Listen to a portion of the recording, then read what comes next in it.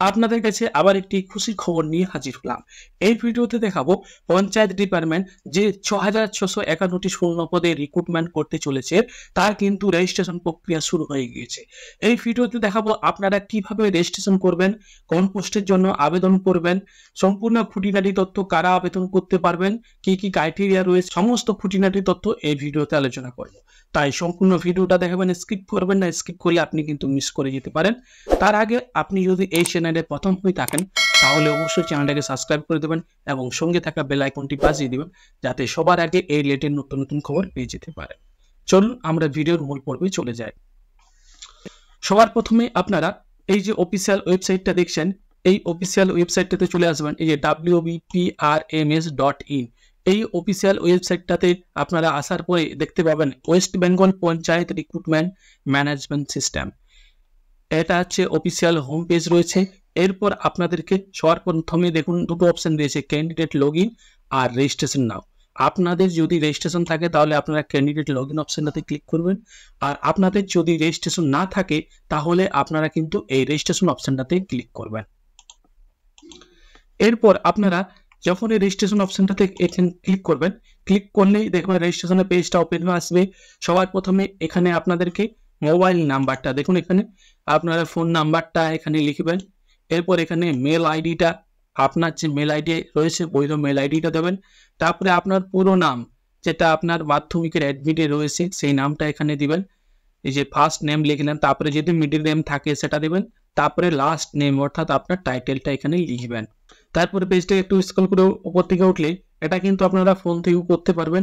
তারপরে যে date of birth দেখছেন এখানে, আপনার মাধ্যমিকের অ্যাডমিট যে ডেট অফ বার্থ রয়েছে সেটাই যে ক্যালেন্ডারে এখানে ক্লিক করবেন। ক্লিক করলে ডেট অফ বার্থটা চলে আসবে। এখান থেকে আপনি আপনার জেন্ডারটা সিলেক্ট করে নেবেন। তারপরে এখানে আপনাকে একটা পাসওয়ার্ড ক্রিয়েট করতে হবে, তারপরে একটা কনফার্ম পাসওয়ার্ড, ওটাই আপনাকে এখানে যেটা লিখলেন এটা এখানে আপনাকে লিখতে হবে।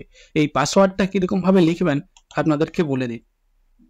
আপনারা বড় হাতের ABCD এবং ছোট হাতের ABCD যে কোনো সংখ্যা ওয়ার্ড ব্যবহার করতে হবে। তার সাথে আপনাকে দেখিয়ে দিচ্ছি। ধরুন আপনি প্রথমে বড় হাতের A লিখলেন, এটা আপনি যে ছোট হাতেরও লিখতে পারেন, ডিও লিখতে পারেন, ছোট হাতের বড় হাতের যা আছে লিখতে পারেন। একটা প্রথমে ওয়ার্ড দিলেন, তারপরে আপনি হয়তো কোনো ছোট হাতের একটা সিম্বলও ব্যবহার করতে পারেন বা ছোট হাতের সংখ্যাও ব্যবহার করতে পারেন। AB হলো, তারপরে আপনি আবার একটা বড় হাতের হয়তো কোনো কিছু লিখলেন, যা হোক একটা মনে হলো আপনার, আপনি যেটা মনে রাখতে পারবেন সেটাই কিন্তু এখানে দিবেন। এরপর বড় হাতের লিখলেন, এটা আপনি ছোট হাতের লিখতে পারেন। হয় আপনাকে একটা বড় হাতের ওয়ার্ড ব্যবহার করতে হবে, একটা ছোট হাতের ওয়ার্ড ব্যবহার করতে হবে, একটা আপনাকে সিম্বল ব্যবহার করতে হবে এবং সংখ্যা ব্যবহার করতে হবে। এরপর সিম্বল হিসেবে আপনি সাইনটাও ব্যবহার করতে পারেন, বা আপনি এই চিহ্নটাও আপনি ব্যবহার করতে পারেন বা ব্যবহার করতে পারেন। এরপর আপনি 1 2 3 4 এরকম লিখতে পারেন। মিনিমাম আপনাদেরকে টোটাল সব মিলিয়ে 8টা সংখ্যা কিন্তু হতে হবে। আপনি এটা সবার প্রথমে ছোট হাতের দিয়েও শুরু করতে পারেন। আপনার যেটা মনে রাখতে পারবেন আপনি সেটাই কিন্তু এখানে ব্যবহার করবেন। এরপর এটা লেখার পর আপনারা পেজটাকে আরেকটু স্ক্রল করে নিচের দিকে নামবেন। নিচের দিকে নামলে এখানে দেখতে পাবেন এই যে ক্যাপচারটা দেখছেন না, এই ক্যাপচারটা এখানে আপনাকে লিখতে হবে। লেখার পর এই সেন্ড ওটিপি এই অপশনটাতে ক্লিক করবেন।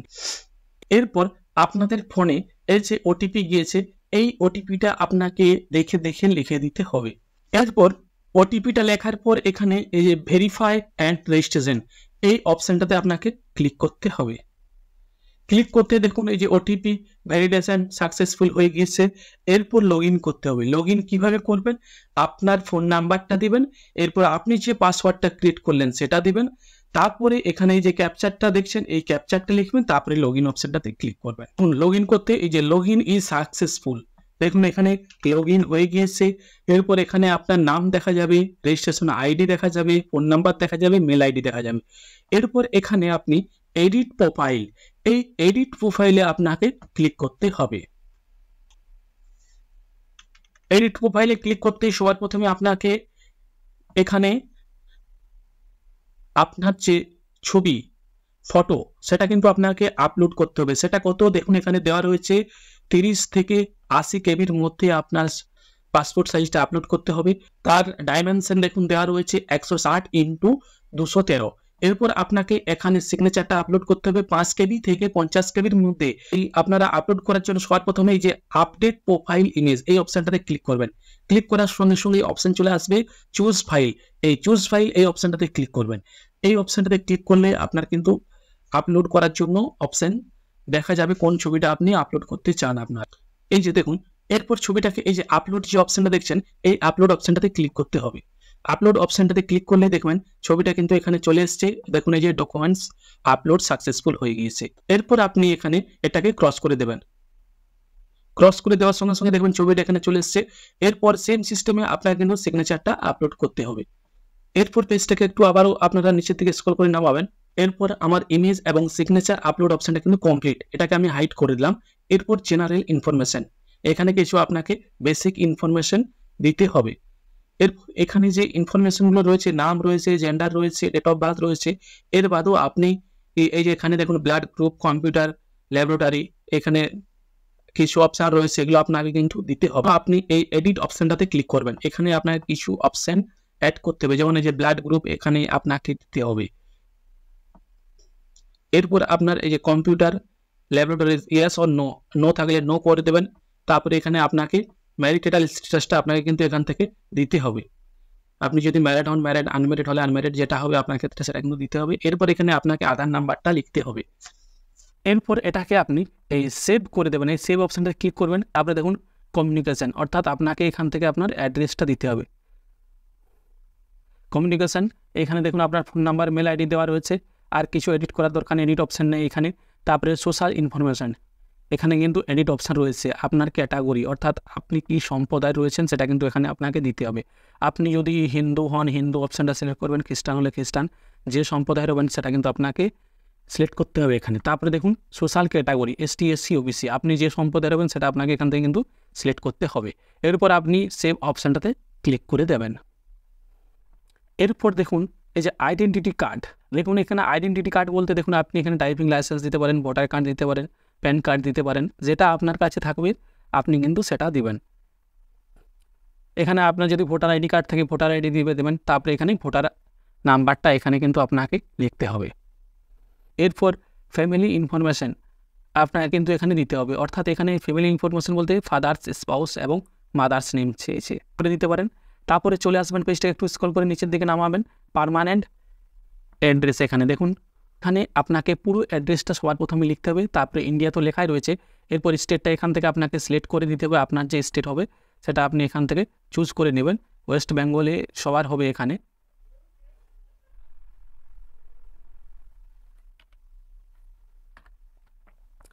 তারপরে এখানে আপনি ডিস্ট্রিক্টটা এখান থেকে সিলেক্ট করে নেবেন, আপনার যে ডিস্ট্রিক্ট হবে। তারপর এখানে আপনি আপনার পুলিশ স্টেশনটা এখান থেকে আপনি সিলেক্ট করে নেবেন। তারপরে পোস্ট অফিস রয়েছে, পোস্ট অফিসটা এখানে ক্লিক করলে চলে আসবে। তারপরে এখানে ভিলেজ, তারপরে এখানে আপনি আপনার রেলওয়ে নিয়ারেস্ট রেলওয়ে স্টেশন যেটা রয়েছে সেটা কিন্তু আপনাকে এখান থেকে সিলেক্ট করতে হবে। তারপরে এখানে পোস্টাল কোড অর্থাৎ পিন কোড যেটা হবে আপনাকে সেটা লিখতে হবে। তারপরে এখানে আপনি আপনার ব্লকটা এখান থেকে আপনি সিলেক্ট করবেন। তারপরে এই সেভ অপশানটাতে ক্লিক করবেন।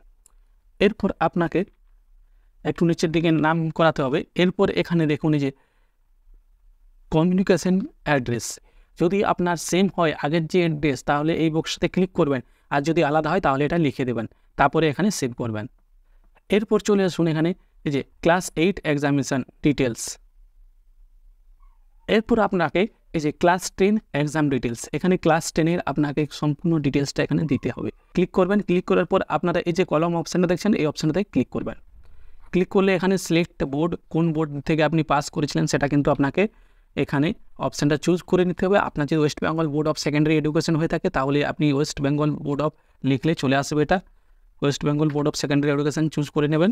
তারপরে ইয়ার অফ পাসিং, কত সালে আপনি পাস করেছেন সেটা আপনাকে কিন্তু এখান থেকে লিখে দিতে হবে। এরপর পার্সেন্টেজ কত পেয়েছেন, গ্রেডটা আপনি দিলেও দিতে পারেন, না দিলেও এই যে লাল মার্ক যেগুলো দেখছেন স্টার মার্ক সেগুলো কিন্তু আপনাকে দিতেই হবে। এরপর আপনাকে ডিপ্লোমা এক্সাম ডিটেলস, আপনার কি কোনো ডিপ্লোমা রয়েছে, যদি রয়ে থাকে তাহলে কিন্তু সেটা আপনাকে এখান থেকে এই কলম অপশানটাতে এডিট করবেন। এডিট করে সেটা আর আপনাকে কিন্তু এখানে সম্পূর্ণটা দিয়ে দিতে হবে। কি ডিপ্লোমা রয়েছে, diploma in computer application, civil engineer যেটা থাকবে আপনার ক্ষেত্রে সেটা আপনাকে কিন্তু দিতে হবে। এখানে ইনস্টিটিউট নেম এখানে সবার প্রথমে লিখতে হবে আপনি যেখান থেকে পাস করেছেন। আপনাকে ক্লাস 10+2 এর ডিটেলসটা আপনাকে কিন্তু দিতে হবে। এর জন্য আপনি এখানে কলাম অপশানটাতে ক্লিক করবেন। সিলেক্ট করার পর এখানে বোর্ডটা West Bengal board of secondary education যদি হয়ে থাকে সেটা এখানে ক্লিক করবেন। ক্লিক করার পর কত সালে আপনি পাস করেছেন সেই সালটা এখানে আপনি লিখবেন, তারপরে পার্সেন্টেজটা আপনাকে লিখতে হবে। এরপর আপনার এই যে ব্যাচেলার এক্সাম ডিটেলস, অর্থাৎ আপনি যদি গ্র্যাজুয়েশন পাস করে থাকেন, বিএ পাস করে থাকেন, তাহলে তার ডিটেলসটাও এখান থেকে আপনাকে লিখতে হবে। যদি দিতে চান তাহলে কিন্তু দেবেন, না হলেও দেওয়ার দরকার নেই। এরপর আপনি এখানে এই যে সিলেক্ট ইউনিভার্সিটি, কোন ইউনিভার্সিটি আন্ডারে করেছেন সেটা এখান থেকে আপনি সিলেক্ট করে নেবেন, করে নিতে হবে। এরপর আপনার এখান থেকে কি করেছেন, বিএ বিএসসি যা করেছেন সেটা এখান থেকে সিলেক্ট করবেন। তারপরে ইয়ার অফ পাসিং, কত সালে আপনি পাস করেছেন সেটা কিন্তু এখানে আপনাকে লিখতে হবে। ঠিক আছে, এরপর আপনি যদি চান পিজি এক্সাম ডিটেলস সেটাও কিন্তু আপনি এখান থেকে দিতে পারবেন। এটা গেল প্রোফাইল। এরপর আপনাকে এই এডিশনাল ইনফরমেশান এই অপশানটাতে ক্লিক করতে হবে। ক্লিক করলে দেখবেন নিচের দিকে চলে আসবে অপশানটা। পেজটাকে নিচের দিকে স্ক্রল করে নামাবেন। নামানোর পরে এখানে এডিশনাল বলতে আপনি কি এক্স সার্ভিসম্যান যদি হয়ে থাকেন তাহলে আপনি দেবেন। এরপর আপনার পার্সোনাল ডিসেবিলিটি, আপনি কি প্রতিবন্ধী যদি হয়ে থাকেন তাহলে আপনি এখানে লিখবেন।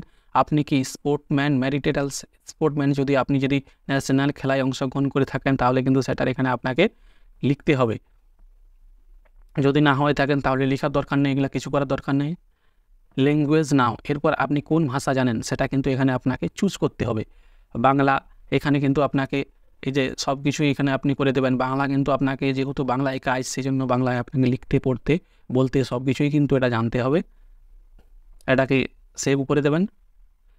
তারপরে আপনি এখানে দেখুন কত অনেক ভাষার অপশান রয়েছে, আপনি যেগুলো পারবেন সেগুলো করবেন।